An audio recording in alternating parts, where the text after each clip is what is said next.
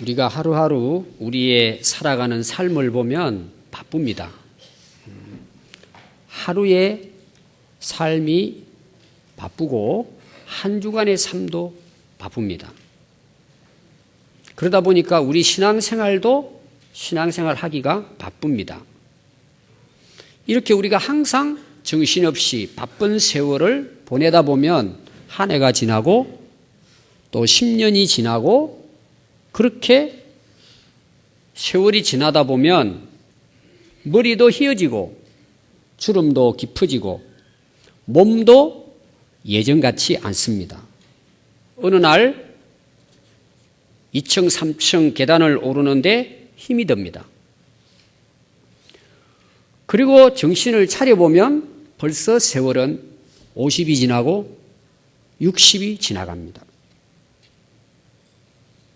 어느 날 자기가 살아온 삶에 대해서 돌아보면서 야, 이것이 정말 우리 인생인가? 자기 자신의 살아온 삶을 돌아보면은 참 인생이라는 것이 서글퍼질 때가 있습니다. 아마 살아가는 모든 이 땅의 사람들이 느끼는 우리의 인생이라고 봅니다. 이렇게 살다가 다 이 세상을 떠납니다. 그럼 하나님을 믿는 백성들의 삶은 어떠할까? 예수님을 믿는 그리스도인의 삶은 어떠해야 될까? 천국의 소망을 바라보고 살아가는 예수 믿는 성도들의 삶은 과연 어떤 삶일까? 우리가 이 바쁜 일상 중에서도 그리스도인이라면 반드시 우리가 자신을 돌아보고 또 자기 삶을 하나님 앞에서 새롭게 결단하고 살아가야 합니다. 어떻게 사는 것이 진정한 그리스도인의 삶일까? 오늘 우리가 읽은 로마서 12장 1절, 2절 두 구절 말씀에서 사도 바울은 명확하게 이야기하고 있습니다. 확실하게 우리에게 말씀해 주고 있습니다. 오늘 거기 말씀의 시작은 그러므로 형제들아. 자, 형제라는 말을 씁니다. 이거는 그리스도 안에서 가족이라는 의미입니다. 오늘로 말하면 우리 평안교회도 해당이 되고 그 당시는 로마 교회 성도들을 향한 사도 바울의 말씀입니다. 이들에게 어떤 말씀을 전할까? 내가 하나님의 모든 자비하심으로 너희를 권하노니. 이 사도 바울이 로마 교회 성도들에게 권했습니다. 어떻게 권하느냐 하면 하나님의 모든 자비하심으로. 이 사도 바울이 로마 교회에 오늘 이 말씀을 권합니다. 권면을 합니다. 어떤 마음으로 권면하느냐 하면 사랑과 애원하는 마음으로 간곡히 권면하고 있습니다. 간절한 마음으로 이렇게 살아갈 수 있도록. 그럼 어떻게 살아가는 것일까? 첫 번째입니다. 거기 이어서 말씀 보니까 너희 몸을 하나님이 기뻐하시는 거룩한 산 제물로 드리라. 자, 거기 여러분들이 펜이 있으면 드리라. 거기 한번 밑줄을 치든지 한번 표시해 보십시오. 드리라. 따라해 볼까요? 드리라. 여러분들의 삶은 어떠합니까? 드리는 삶입니까? 받는 삶입니까? 지난주 제가 설교도 했습니다. 어린아이 신앙, 어른의 신앙, 미성숙한 신앙, 성숙한 신앙. 차이는 어린아이는 계속 받습니다. 받기를 원합니다. 성숙한 신앙은 드립니다. 오늘 사도 바울께서 로마 성도들에게 향해 하신 말씀이 드리라는 것입니다. 하나님께 자기의 몸을 하나님이 기뻐하시는 거룩한 산 제물로 드리라. 우리가 신앙생활 하면서 자신의 모습을 돌아보면 내 신앙의 모습이 어떠한지 알 수 있습니다. 나는 받는 데 관심이 있는가? 드리는 데 관심이 있는가? 조금 후에 우리가 이 세상을 본받지 말라, 이 세대를 본받지 말라 말씀이 나옵니다. 이 세대는 받는 세대입니다. 처음부터 끝까지 내 중심이고 내가 어떻게 하면 많은 걸 가지고 받을 것인가? 그게 관심이 있습니다. 우리가 받는 데만 관심이 있으면 자유하지 못합니다. 항상 걱정하고 염려하고 고민하고 괴로워합니다. 만족이 없습니다. 그러나 하나님께 드리려고 하는 마음을 가지면, 자기를 드리려고 하면 우리는 자유합니다. 마음에 기쁨이 있고 평안이 있고 만족이 있습니다. 그래서 사도 바울은 첫 번째 이 성도들에게 너희의 몸을 하나님이 기뻐하시는 산 제물로 드리라. 이것이 너희의 드릴 영적 예배라고 말씀하고 있습니다. 몸을 그랬습니다. 몸. 헬라어에는 몸이라는 단어가 여러 가지 나오는데 사륵스라는 용어를 씁니다. 사륵스, 그는 살이라는 뜻입니다. 사륵스, 살. 우리 육체 자신을 가리킵니다. 먹고 입고 하는 육체. 근데 소마라는 게 있습니다. 그것은 우리의 삶, 내 자신의 인격, 내 생각, 마음, 가치관, 비전, 모든 것을 하나님께 드리는 전인격적인 삶을 이야기합니다. 그게 소마입니다. 오늘 여기 기록된 것은 헬라어로 소마라는 용어를 쓰고 있습니다. 그러니까 우리가 이 세상에 살아가면서 하나님께 드려야 될 것이 뭐냐? 이 육체 자체뿐만 아니라 우리의 전 인격과 우리의 삶을 하나님께 드리라. 그런 말씀입니다. 우리의 몸이 중요한 것은 우리 몸 안에 뭐가 있습니까? 마음이 있습니다. 우리 몸 안에 영혼이 있습니다. 그래서 마음이 잘못되고 영혼이 떠나버리면 그 육신은 죽습니다. 의미가 없습니다. 그래서 영적 예배라고 하는 것은 하나님께 우리의 이 마음을 드리는 것입니다. 우리는 드린다는 생각을 하면 되게 일반적으로 뭘 생각할까요? 내가 어떤 가지고 있는 물건만 드리는 걸로 생각합니다. 또 교회 나와가지고 우리가 예배를 드리는데 헌금을 드리는 것 정도로 생각합니다. 오늘 여러분이 잘 보시면은 그냥 재물이 아니고 산 재물입니다. 살아있다는 거죠. 구약에서의 재물은 양을 죽여서 피를 흘려서 드렸습니다. 그래서 사도 바울의 오늘 말씀은 너희의 몸을 산 재물로 드리라는 거예요. 살아있는 거예요, 재물이. 그래서 우리의 삶 전체를, 그 삶의 모습을 하나님께 드리라는 것입니다. 우리가 살아가는 모든 삶이 하나님께 드려져야 된다. 그런 말씀입니다. 자, 우리가 은혜를 받습니다. 하나님을 만나요. 그럼 우리가 은혜를 받으면 감동이 있습니다. 뜨거움이 있습니다. 신앙생활은 그걸로 끝나지 않습니다. 계속해서 지속돼야 합니다. 계속해서 성숙되고 발전되고 계속해서 열매를 맺어 나가야 합니다. 하늘나라 갈 때까지입니다. 그래서 완성이라는 게 없습니다. 계속해서 우리의 삶을 통해서 하나님 앞에 드려지는 삶을 살아갈 수 있도록, 이것을 가리켜서 사도 바울은 영적 예배라고 그랬습니다. 그럼 왜 영적 예배라 했을까? 보이지 않는 하나님께 드려지는 예배입니다. 자, 우리가 예배당에 나와서 드려지는 예배는 우리가 다 봐요. 예를 들면 내가 실제로 생활 속에서 드려지는 예배가 어떠하냐는 거죠. 하나님은 실제로 우리의 예배를 받으시는데 이런 영적 예배를 하나님은 받으신다는 것입니다. 그게 뭘까요? 산, 재물. 내가 살아서 살아가는 모든 삶을 하나님을 기쁘시게 하도록 거룩하게 구별되어져서 살아가야 된다는 그리스도인의 삶에 대해서 말씀하고 있습니다.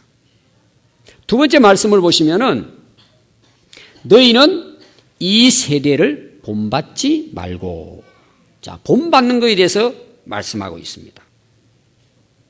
이 세대는 예수님을 안 믿는, 하나님을 인정하지 않는 불신자들의 삶을 가리킵니다. 불신자들의 세계입니다. 하나님 없는 우상을 숭배하는 사람들의 세상의 삶을 이야기하고 있습니다. 우리도 하나님을 만나기 전에, 예수님 만나기 전에는 세상의 지배를 받습니다. 사단의 지배를 받습니다. 악한 것의 지배를 받습니다. 그래서 여러분 한번 보십시오. 우리가 예수 믿기 전에 살아온 삶을 보세요. 그 세대 때 어떻게 살았습니까? 악한 것, 나쁜 것은 가르쳐 주지 않아도 잘합니다. 또 이 세대는, 하나님을 떠난 세대는 하나님의 뜻을 이루고 선한 일에 힘쓰기보다는 악한 일에 힘씁니다. 그는 가르쳐 주지 않아도 잘합니다. 여러분들이 과거에 하나님 믿기 전에 삶을 보십시오. 세상을 본받고 살아갈 때 삶을 보십시오. 그게 안 좋은 거예요. 나쁜 거예요. 내게도 유익되지 않아요. 근데 그걸 좋아합니다. 이게 지금 우리가 살고 있는 이 악한 세대의 모습입니다. 요사 이제 우리나라에도 몇 년 전부터 계속해서 지금 동성애가 문제가 되고 있습니다. 여러분들 아마 생각을 하면은 이건 상상할 수 없는 일이죠. 어떻게 남자가 함께 결혼하고 삽니까? 어떻게 여자가 함께 한 집에서 결혼해서 삽니까? 이게 지금 세계적인 추세입니다. 이 세대의 추세입니다. 그런데 사람들은 그것을 이제는 인정하고 존중하고 그게 굉장한 것으로 사람들이 생각하고 있습니다. 이 세대입니다. 악한 것을 즐겨하고 악한 것을 사람들은 가르쳐주지 않는데도 자기들이 배워서 살아갑니다. 악한 세대입니다. 그래서 우리가 예수님을 만나고 진짜 그리스도인 되면 그때부터 우리는 이 세대와 전쟁을 하는 것입니다. 내 안에서 전쟁이 일어나죠. 여러분, 우리가 예수님 믿었다고 내 삶이 한순간에 바뀌어집니까? 전쟁이 일어납니다. 이 악한 세대에서 살았던 그 삶이 이미 내 안에 체질화되어 있습니다. 아주 그냥 소금에 절여 있습니다. 세상 것으로. 근데 우리가 예수님을 믿고 예수님을 본받으려고 하다 보니까 뭐예요? 이게 이제 서로 적대 관계가 되는 것입니다. 그래서 먼저 내 안에서부터 전쟁이 일어납니다. 여러분들이 이런 영적 전쟁을 경험하지 않고 있다면 여전히 우리는 이 세대를 본받고 사는 것입니다.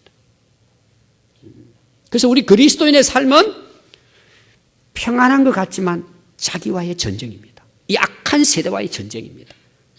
그건 언제까지냐? 하나님 나라에 갈 때까지 우리 성도들이 싸워야 할 영적 전쟁입니다. 어떤 분들은 이제 중독이라는 말을 많이 써요. 술에 중독이 됐다. 마약에 중독이 됐다. 도박에 중독이 됐다. 여러분, 중독은 끊기가 어려워요. 그래서 병원에 가서 치료를 받고 약을 먹고 막 이렇게 이제 합니다. 그런데도 이 끊기가 진짜 어렵습니다. 이미 뭐예요? 옛날에 살아왔던 삶이 체질화되어 버린 거예요. 그럼 여러분, 그런 것만 중독일까요? 우리가 예수 믿기 전에 살아온 이 세대의 지배를 받았던 삶은 이미 우리 안에 중독이 되어 있습니다. 그래서 우리가 예수님을 믿고 이 세대를 본받지 않고 하나님을 본받고 예수님을 본받고 살아간다는 게 그냥 되는 것이 아닙니다. 힘겨운 전쟁을 해야 합니다. 피 흘리기까지 싸워야 합니다. 우리 교회에서도 술 중독자가 있었습니다.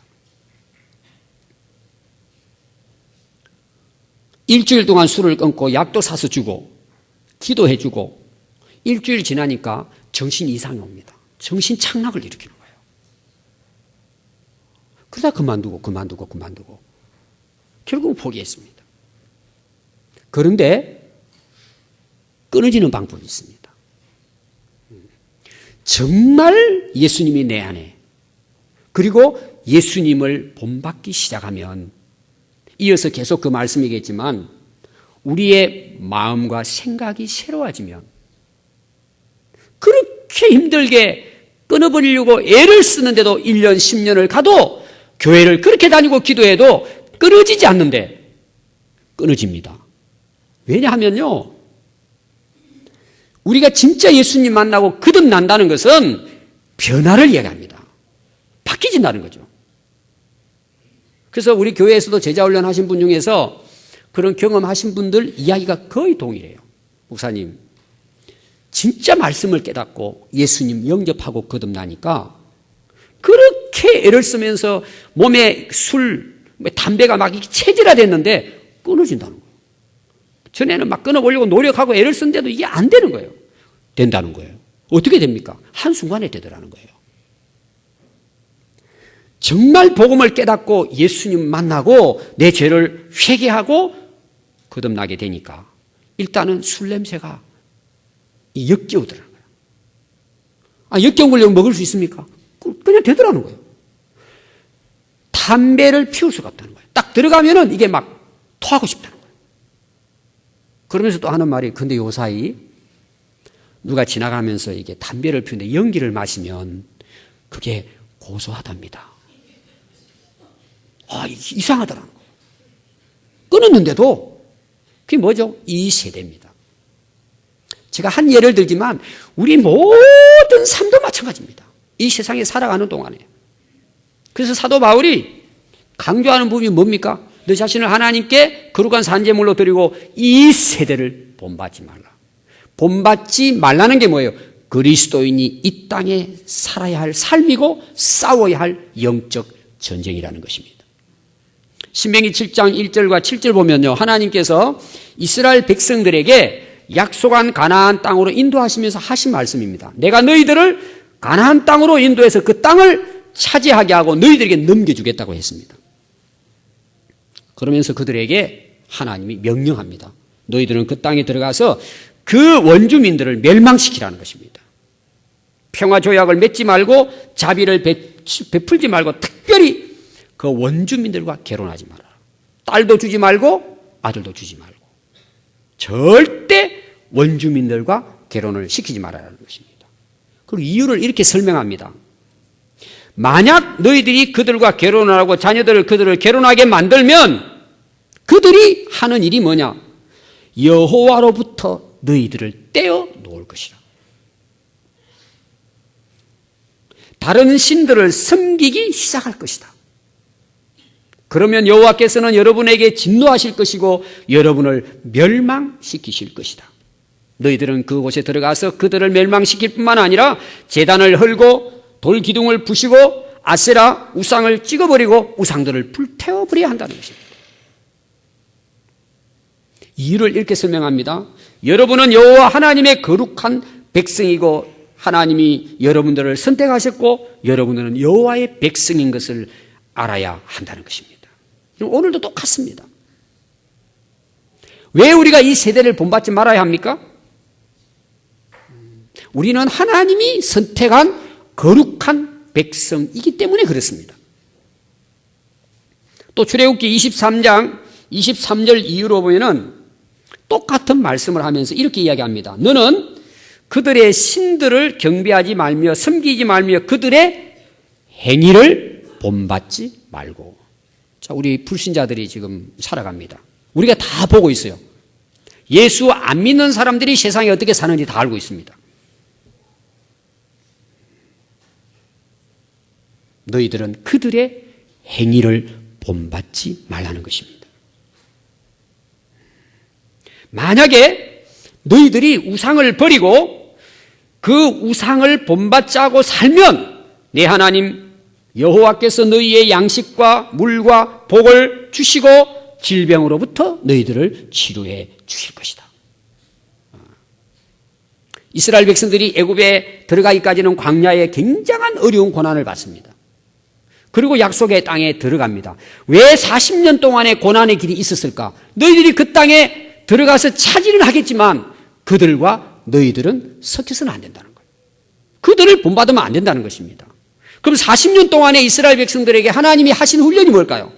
너희들은 내 백성이기 때문에 나의 율법을 지켜야 된다. 그게 출애굽기 20장부터 나오는 말씀이 계속해서 모세의 율법을 통해서 이스라엘 백성들에게 전해진 하나님의 말씀이었습니다. 그래서 우리가 잘 아는 사도 바울은 고린도전서 11장 1절에 보면 내가 그리스도를 본받는 자가 된 것 같이 너희는 나를 본받는 자가 되라. 사도 바울은 예수님을 핍박하는데 앞잡이였습니다. 예수 믿는 사람을 죽이는데 앞잡이였습니다. 예수님 만나고 난 다음에 사도 바울은 나는 그리스도를 본받았다.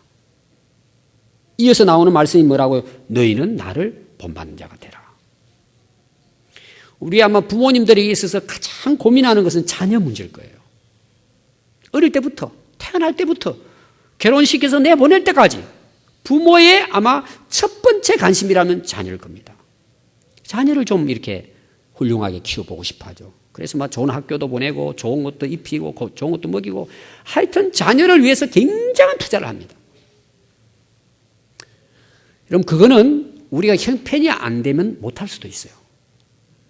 다른 자녀들보다 뭐 더 좋은 것도 입히고 먹이고 뭐 이렇게 생활하게 하고 좋은 대학도 보내고 또 능력이 있으니까 뭐 유학도 보내고 우리가 그렇게는 못할지라도 우리 자녀들을 정말 훌륭하게 키울 수 있는 가장 저는 중요한 방법이 있다고 봅니다. 이건 뭘 것 같습니까? 이건 정말 됩니다. 오늘 사도 바울의 고백입니다. 부모가 예수님을 본받으면 됩니다.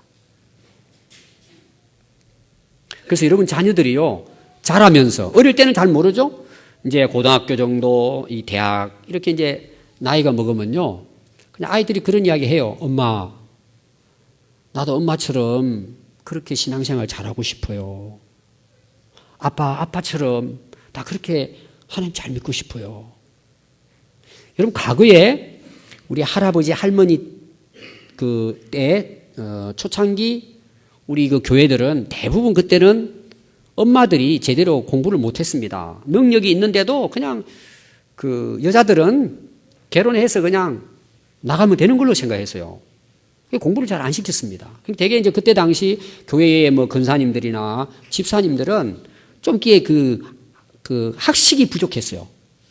어떤 분들은 성경도 읽을 수가 없었어요. 글자를 안 배워가지고. 우리 교회도 그런 분이 계셨어요. 한글도 배우고 하셨는데 놀라운 것은 뭐냐? 그런 믿음의 권사님, 집사님으로부터 훌륭한 인물이 태어났다는 거예요. 이건 뭐일 것 같습니까? 그 권사님, 집사님이 실력이 있어가지고 공부를, 뭐 레슨을 가르치고 좋은 대학을 보내가지고 그런 능력이 있어가지고 자녀들이 잘 됐을까요? 신앙의 본입니다. 신앙의 본입니다. 부모가 본이 된 거예요. 그럼 부모는 왜 본이 되죠? 예수님을 본받았기 때문에. 우리 교회도 역사가 있습니다. 이제 24년의 역사를 가지고 있습니다. 50년 지나고 60년 지내요. 그러면 이제 지금 우리 뭐 유치부 아이들이 자라서 이제 40이 되고 50이 되면 이제 우리 교회 일꾼들이 됩니다. 그들이 이제 우리 지나간 세대의 역사를 볼 겁니다. 그 자료를 보고. 또 지금도 알아요, 아이들이. 이런 모습을 아이들이 다 보고 있습니다. 야, 우리도 저 집사님처럼, 야, 저렇게 정말 훌륭한 믿음의 생활을 해야 되겠다. 여러분, 나중에 후세들이 그거 다 합니다. 저는 우리 인생의 성공이 뭘까? 우리를 통해서 또 다른 사람이 예수님을 본받게 한다면 우리 인생은 가장 승리한 인생을 사는 것입니다. 지난주에도 은퇴하신 두 목사님 부부가 찾아왔습니다. 저 평소 때 잘 아는 분들인데, 그 이제 나이 드시고 이제 은퇴를 하시는데 은퇴한 이야기를 들었어요. 그래서 제가 맛있는 또 야미도 가가지고 자연산 회를 이렇게 대접을 했습니다. 얼마나 그분들이 고생했겠어요? 근데 그분들이 하는 이야기가요, 전에 제가 있었던 그 농촌교회에 그 장로님 이야기를 하는 거예요. 아, 조 목사, 내가 지금까지 40년, 50년을 목회했는데 많은 사람들을 만났는데 그 최전용 당뇨님 같은 분이 없다는 거예요. 그분은 초등학교 나오신 분이에요. 농사꾼이에요. 그래도 얼마나 지혜로운지. 안 믿는 마을 사람들도 존중해요. 그러니까 그 작은 농촌 목회가 부흥되는 거예요. 그리고 성도들은 그 아이들이 어릴 때 자라면서도, 야, 우리 장로님처럼 우리도 저렇게 섬겼으면 좋겠다. 본이 된 거예요. 우리 자녀들 교육, 여러분들이 예수님 본받으십시오. 이 세대를 본받지 말고 정말 여러분들이 예수님을 본받기 위해 살면 여러분 자녀들 예수님 본받게 됩니다. 그게 여러분 좋은 것을 먹이고 좋은 대학 들어가는 것보다 그 인생이 복됩니다. 왜 그럴까요? 하나님이 그렇게 하십니다. 그게 우리에게 있어서는 삶의 승리가 되는 것입니다. 요한삼서 1장 11절 말씀에서는 요한 사도는 이렇게 말합니다. 사랑하는 자여, 악한 것을 본받지 말고 선한 것을 본받아라. 악한 것은요, 그냥 내버려 두면 자동적으로 악해집니다, 사람은. 왜? 우리가 죄성을 갖고 있으니까. 선한 것을 본받는 것은요, 싸워야 합니다. 그냥 되지 않습니다. 근데 보세요, 여러분, 자녀들이 어릴 때부터 부모의 선한 것을 본받았어요. 그럼 자동으로 되는 거예요. 그러니까 그 아이들에게는 그게 복이 되는 거죠. 근데 부모가 본이 안 돼요. 여러분 자녀들의 문제는 부모에게 있다 그러죠. 부모가 본이 되지 않으면 그 아이들 나중에 크는 거 한번 보십시오. 그대로 나타납니다. 그러니까 참 그 자녀들 입장에서는 불행이죠. 여러분 믿음 좋은 부모로부터 본받고 자라는 것이 가장 큰 복의 비결입니다. 여러분 셀 모임 갔죠? 셀 리더 역할이 얼마나 중요한지 모릅니다. 그 셀 가족들은요 거의 대부분 셀 리더의 영향을 받습니다. 여러분들이 정말 본받을 만한 셀 리더를 모시고 있다면 여러분들의 인생은 승리로 갈 수 있는 확률이 훨씬 많습니다. 그래서 여러분 내가 예수님을 눈으로는 볼 수 없기 때문에 예수님을 본받는 사람들을 볼 수 있습니다. 그 예수님을 본받은 사람들을 내가 본받고 살아갈 때 우리 자신들도 예수님을 본받는 그런 인생을 살게 되는 것입니다. 베드로 사도는 베드로전서 1장 14절 말씀 보니까 너희가 순종하는 자식처럼 전에 알지 못하던 때에 따르던 너희 사욕을 본받지 말고, 앞에 나오는 이 세대를 가리키죠. 그럼 사욕이 뭡니까? 자기 자신의 욕심이에요. 우리가 신앙생활 하면서 불신자들도 시험에 빠지는 이유는 다 사욕 때문입니다. 사사로운 욕심이죠. 반드시 시험에 듭니다. 무너집니다. 그래서 너희들은 사욕을 본받지 말고 예수 그리스도를 본받으라고 말씀하고 있습니다. 자, 세 번째입니다. 이어서 보시면 오직 마음을 새롭게 함으로 변화를 받으라. 따라해 볼까요? 마음을 새롭게 함으로 변화를 받으라. 자, 마음의 변화입니다. 여러분 우리가 진정으로 예수님을 믿으면 어디부터 변화가 시작되느냐? 마음에서부터 변화가 됩니다. 생각으로부터 변화가 됩니다.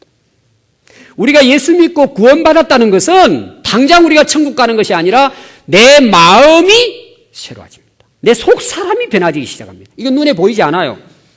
그런데 보십시오.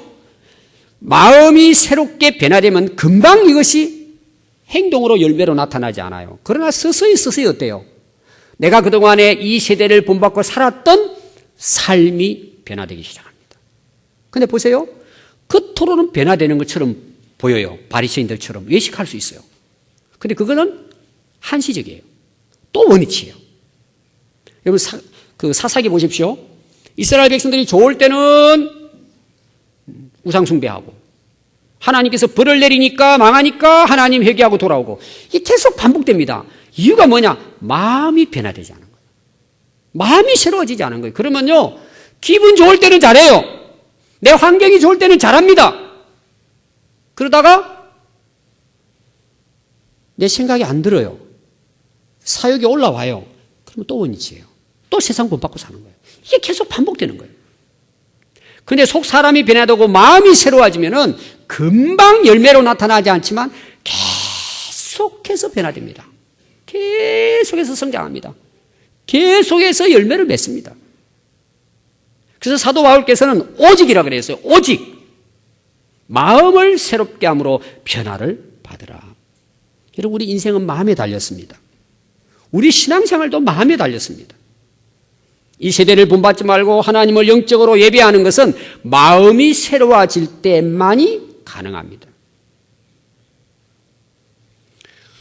신약시대에는 예수님을 신랑으로 교회 성도들을 신부로 비유했습니다.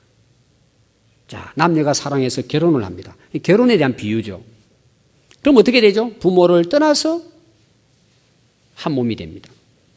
한 집에서 먹고 자고 지냅니다. 신앙생활로 말하면 우리가 예수님을 믿음으로 예수님은 우리의 신랑이 되고 우리는 신부가 됩니다. 그래서 예수님과 한 몸이 되는 거죠. 그리고 교회는 가족이 됩니다. 그런데 우리가 몸으로 오늘 와서 하나님께 예배드립니다. 그냥 보십시오. 예수님은 믿는다고 하는데 그리고 예배를 드리러 왔는데 우리의 마음과 생각은 세상에 있어요. 그럼 그게 하나님 앞에 영적 예배가 될까요? 안 돼요. 그냥 몸만 예배드리고 가는 거예요. 그 몸이라고 하는 것은 몸덩어리만 이야기하는 거예요. 마음, 생각, 영혼은 하나님과 아무 상관없어요. 그래서 마음이 변화되지 않으면 우리의 예배도 하나님 앞에 영적인 예배를 드릴 수가 없습니다. 그럼 우리 삶으로 예배 드릴 수 있을까요? 교회당에 앉았을 때는 예배 드리는 모습이에요. 세상에 나가면 여전히 이 세상 본받고 사는 것입니다. 자기 사욕을 따라 사는 것입니다. 그러니까 마음이 새로워지지 않으면 그건 변화된 것이 아닙니다. 그래서 여전히 세상 방식으로 세상적인 가치관을 가지고 살아가는 것입니다. 그래서 진정한 신앙생활은 마음이 새롭게 변화되어지고 영혼이 새로워져서 하나님 앞에 우리의 삶을 드릴 때 그것이 영적 예배가 되는 것입니다. 그래서 마태복음 5장 8절에서는 예수님께서 우리가 하나님을 만날 수 있다는 거예요. 우리가 하나님 만날 수 있다는 거예요. 어떤 자가 만날 수 있다고요? 마음이 청결한 자가 복이 있나니 그들이 하나님을 볼 것이며. 여러분 우리가 하나님 살아계신 걸 봤어요. 경험을 했어요. 변화 안 될까요? 계속해서 변화되는 거예요. 그럼 어떻게 우리가 하나님을 볼 수 있어요? 마음이 청결할 때예요. 마음이 새로워질 때예요. 진정한 회개는 어디부터 시작돼야 진정한 회개냐? 마음으로부터 회개가 일어나야 합니다. 또 예수님께서 누가복음 8장에요. 씨 뿌리는 비유를 합니다. 예수님이 전하는 말씀이 씨예요. 오늘 여기 밭에 우리가 예수님 말씀 우리가 전달해요. 근데 어떤 밭에서 열매를 맺게 되냐는 거죠. 씨는 하나님 말씀이 우리가 다 동일한 말씀을 들어요. 근데 어떤 사람은 변화가 돼서 계속해서 성장하고 열매를 맺어요. 어떤 밭이냐는 거죠. 예수님이 이렇게 말씀했습니다. 착하고 좋은 마음으로 말씀을 듣는다는 거예요. 아멘. 우리가 마음이 변화되는 게 얼마나 중요하다는가를 말씀해요. 아무리 여러분들이 말씀을 많이 듣고 66권을 100번을 읽어도 내 마음이 변화되지 않으면 그건 길가에 떨어진 씨앗이에요. 돌밭에 떨어진 씨앗이에요. 가시밭에 떨어진 씨앗이에요. 절대 변화되지 않아요. 그래서 로마서 2장 5절에는요. 사도 바울이 다만 네 고집과 회개하지 아니하는 마음을 따라 진노의 날 곧 하나님의 의로우신 심판이 나타나는 그날에 이 말 진노를 내가 쌓는도다. 자, 어떤 마음이죠? 고집과 회개하지 않는 마음이에요. 변화되지 않았단 말이에요. 이런 마음이 변화되어야 합니다.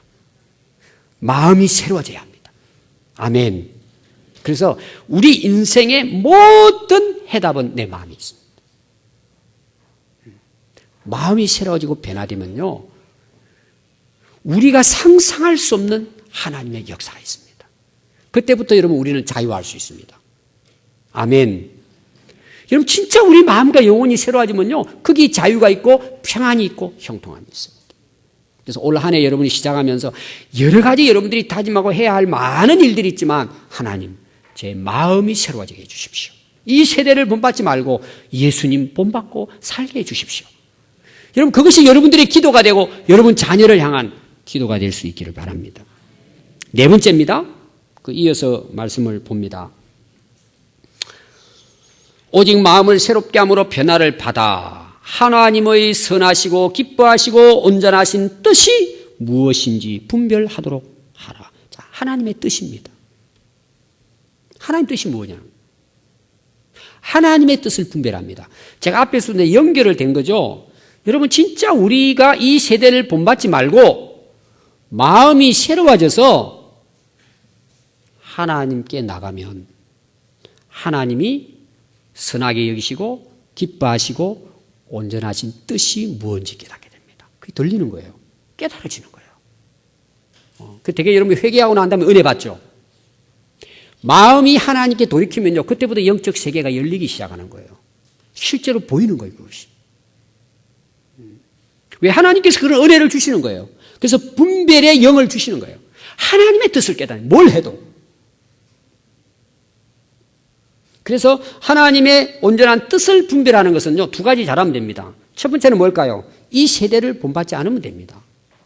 그래서 시편 1편에 보면 복 있는 사람은 악인의 길을 쫓지 아니하고 죄인의 길에 서지 아니하고 오만한 자의 자리에 앉지 아니하고 오직 여호와의 율법을 주야로 묵상해요. 이 세대를 본받지 말아야 돼요. 떠나야 돼요. 두 번째가 뭘까요?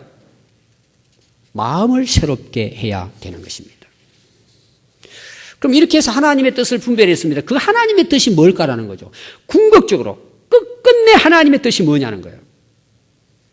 하나님은 오늘도 우리를 통해서 어떤 뜻을 이루기를 원하실까? 하나님의 최종적인 뜻이 뭘까?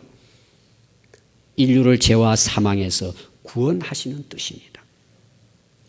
하나님이 예수 그리스도를 이 땅에 보내신 것도, 예수님이 십자가에 못 박혀 돌아가시고 자기 자신을 희생의 제물로 희생하신 것도 모든 인간들을 죄로부터 구원하기 위해서였습니다. 그렇다면 오늘 하나님의 교회, 이 하나님을 믿고 예수를 믿는 우리 성도들이 가져야 할 뜻은 뭘까요? 동일합니다. 그것을 우리가 분별하는 것입니다. 그것이 바로 하나님이 인류를 구원하기를 원하시는 그 하나님의 뜻이 내 뜻이 되는 것입니다. 그래서 예수님께서도 십자가를 앞에 놓고 기도하십니다. 이 잔이 지나가면 좋겠지만 그러나 하나님 내 뜻대로 마시고 아버지 뜻이 이루어지기 원합니다. 그리고 십자가를 지신 것입니다.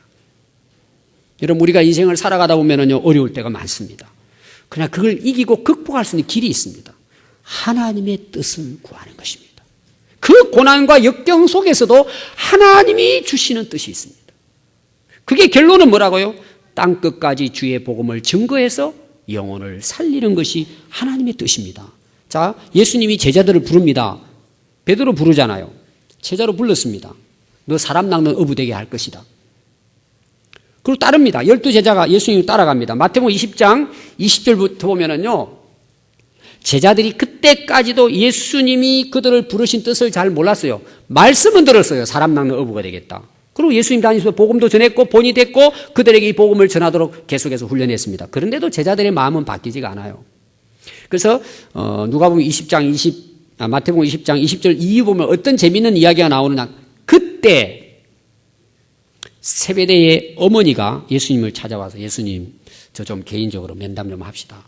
왜 그러냐. 우리 두 아들 야고보와 요한이 있는데 예수님 이제 곧 선거가 있을 텐데 대통령 되면 양쪽 자리에 앉게 해주세요. 예수님이 하시는 말씀이 당신 그게 뭘 구하는지 아느냐.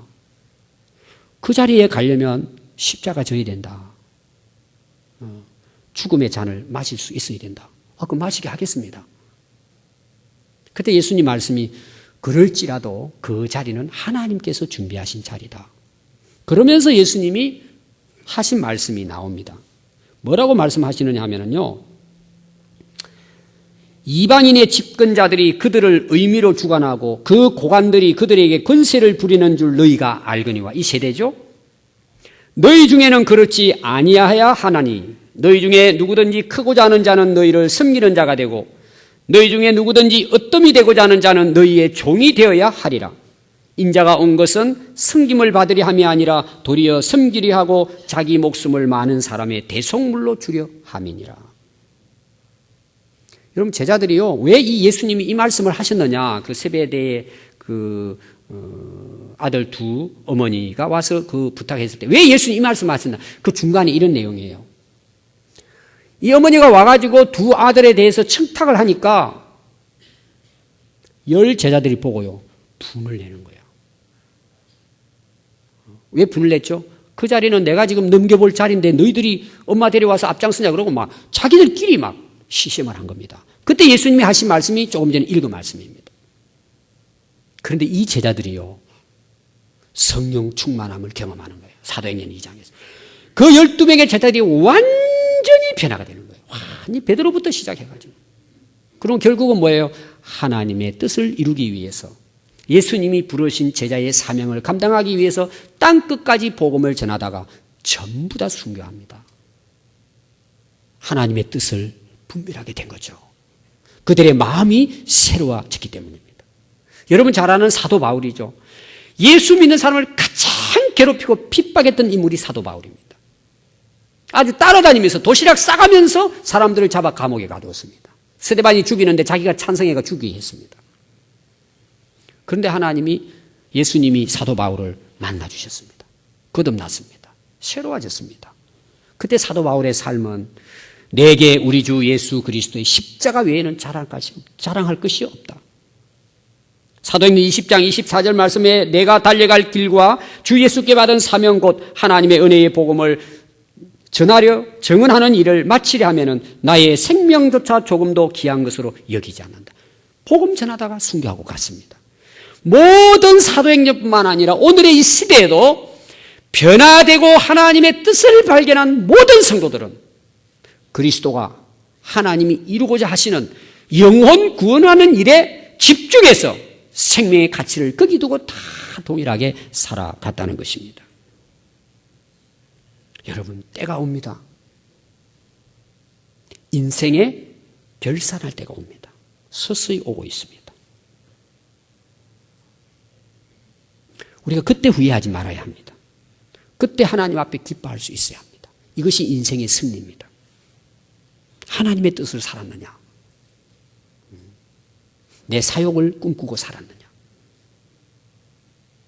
오늘 하나님의 선하시고 기뻐하시고 온전한 뜻이 무엇인지를 깨달아야 합니다. 그러기 위해서는 우리의 마음이 새로워져야 합니다. 마음이 변화되어야 합니다. 우리는 똑같은 환경에 살고 있습니다. 근데 다 다르게 삽니다. 우리 자녀들이 똑같은 부모 밑에 똑같은 생활 환경 속에 살아가는데 자식이 다 삶이 다릅니다. 이유가 뭘까요? 마음의 문제입니다. 오늘 여러분 눈이 굉장히 쏟아졌죠. 계속 오고 있을 겁니다. 그런데 안 온 사람도 있습니다. 여러 가지 그 길이 안 좋다든지 그런 이제 이유는 있겠죠. 그런데 일반적으로 생각했을 때, 야, 오늘 눈도 많이 오는데, 아이고, 이럴 때는 잘 됐다. 눈 핑계대고, 목사님도 이해하겠지. 여러분들 다 눈밭을 지금 걸어오고 차를 타고 위험하게 왔습니다.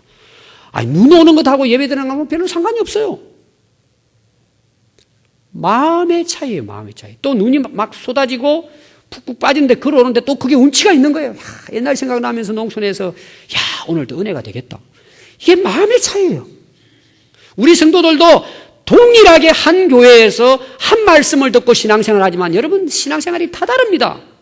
생활이 다 다릅니다. 열매가 다 다릅니다. 이유는 어디 있을까요? 마음의 문제입니다, 여러분. 여러분, 세상을 변화시킬 수 있습니까? 쉽지 않습니다. 진짜 변화시키기 어려운 것은 내 마음입니다. 내 마음이 새로워지면 인생 문제도 새로워집니다. 거기 답이 있습니다, 여러분. 우리 사랑하는 평안교회 성도 여러분, 마지막 인생의 승리, 영원한 승리를 위해서 이 세대를 본받지 말고 그리스도를 본받고 날마다 우리의 속 사람의 마음이 새롭고 변화가 되어져서 하나님의 뜻을 이루는 일에 함께 힘차게 달려갈 수 있기를 바랍니다. 기도하겠습니다.